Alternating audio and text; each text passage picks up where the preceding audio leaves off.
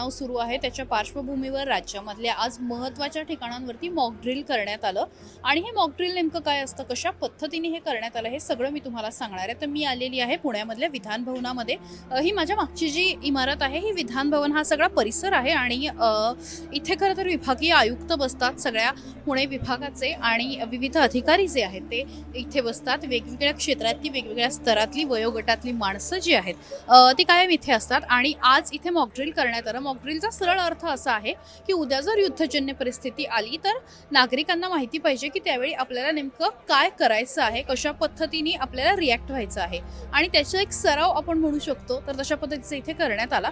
याची सुरुवात कशी झाली तर बरोबर 4 वाजता एक बॉम्ब फोडण्यात आला। अर्थात तो खरा बॉम्ब नव्हता, अश्रुधुराच्या नळकांडी सारखा तो सगळा प्रकार होता, पण बरोबर 4 वाजता जे आहे ते या ठिकाणी ती अश्रुधुराची नळकांडी फोडण्यात आली आणि सगळ्या यंत्रणा ज्या आहेत त्या ऑलरेडी तिथे पोहोचलेल्या होत्या आणि यानंतर मिनिटांचं नेमकं काय घडलं हे मी तुम्हाला सांगणार आहे, कारण प्रत्येक गोष्ट जी आहे, प्रत्येक हिशोब जो आहे तो अगदी मिनिटांवरती होत्या आणि जेवढ्या यंत्रणा पटकन पोहोचतील तेवढ्या या गोष्टी ज्या आहेत त्या लवकर होतात। त्यामुळे बरोबर 4:01 त्यानंतर गोंधळाला सुरुवात झाली, जी अगदी साहजिक होती।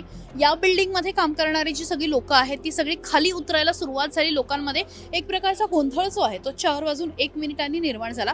बरोबर 4:02 इथे आपण ॲम्ब्युलन्स यांनी मागवलेल्या होत्या, तर त्या ॲम्ब्युलन्स आल्या।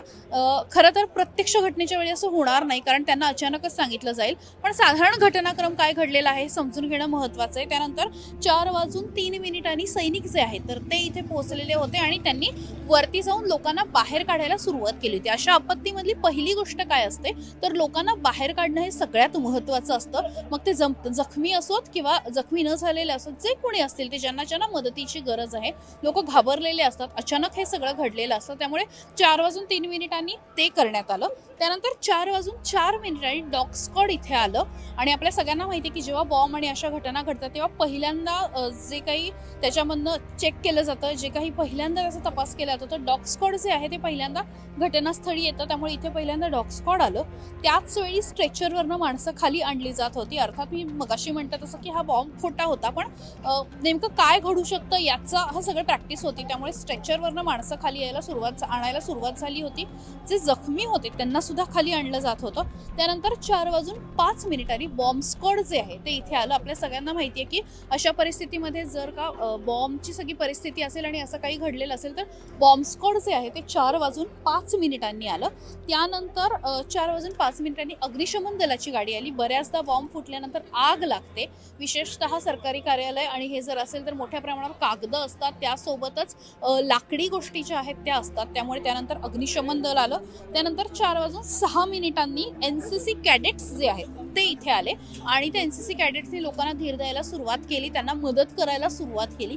त्यामुळे NCC कॅडेट्स आले आणि त्यानंतर 4:10 NDRFची जी टीम आहे जी आपल्याकडे सगळ्यात महत्त्वाची मानली जाते, विशेषतः आपत्कालीन जर परिस्थिती असेल तर प्रत्येक वेळी आपल्याला NDRFची मदत घेतली जाते। त्यामुळे 4:10 NDRFचे लोक आले। ते अत्यंत प्रशिक्षित असतात अशा आपत्कालीन स्थितीमध्ये काम करण्यासाठी आणि कुठल्याही परिस्थितीमध्ये लोकांना वाचवण्याचं प्रशिक्षण जे आहे तर ते त्यांना दिलं जातं। त्यानंतर 4:11 जे आहे ते ॲम्ब्युलन्स आली आणि ॲम्ब्युलन्समधनं हे जे सगळे जखमी होते तर यांना रुग्णालयात न्यायला सुरुवात झाली। 4:18 बॉम्ब स्क्वॉड जे आहे तर ते या ठिकाणी आलं। मी जसं मगाशी म्हटलं तर बॉम्ब स्क्वॉडने जो बॉम्ब आहे तो डिटेक्ट केलेला होता, बॉम्बची गाडी आली आणि त्यानंतर तो बॉम्ब डिफ्यूज होण्यासाठी तिथे पाठवण्यात आला। बरोबर 4:20 याच ठिकाणी जिथे मी उभे आहे तिथे एक व्यक्ती आली आणि त्यांनी भोंग्यामधनं सूचना दिल्या की जे अजून कोणी राहिलेले आहे तर त्यांनी आता तळमजल्यावरती या, घाबरू नका आणि आपली मोहीम जी आहे ती पूर्ण झालेली आहे, अशा पद्धतीच्या सूचना दिल्या आणि साधारणपणे 20 मिनिटामध्ये पुण्यामधल्या या विभागीय आयुक्त कार्यालयामध्ये विधान भवनामध्ये जे काही मॉक ड्रिल केलं होतं ते संपलं असं जाहीर करण्यात आलं।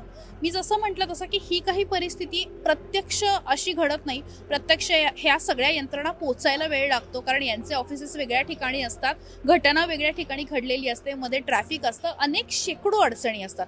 पण असं असताना सुद्धा अशी जर परिस्थिती आली तर लोकांनी नेमकं काय करायचं आहे, कुठल्या यंत्रणा अशा वेळी काम करतात याची माहिती होण्यासाठी, याचा सराव होण्यासाठी या ज्या अशा पद्धतीच्या ॲक्शन्स आहेत त्या खूप महत्त्वाच्या मानल्या जातात।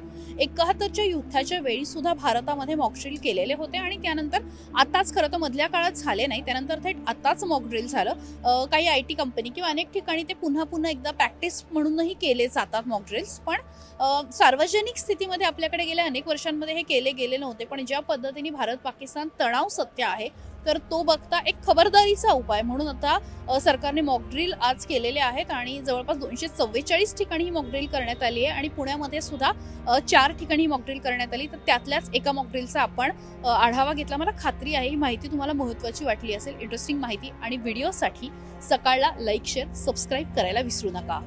व्हिडिओ जर्नलिस्ट सूरज वालासह नेहा सराफ, सकाळ, पुणे. महाराष्ट्रातील सर्व बातम्यांचे विश्वासार्ह व्यासपीठ. सकाळच्या सर्व सोशल मीडिया प्लॅटफॉर्मला लाईक, फॉलो आणि सबस्क्राईब करा. तसंच सर्व नोटिफिकेशनसाठी बेल आयकॉन प्रेस करायला विसरू नका.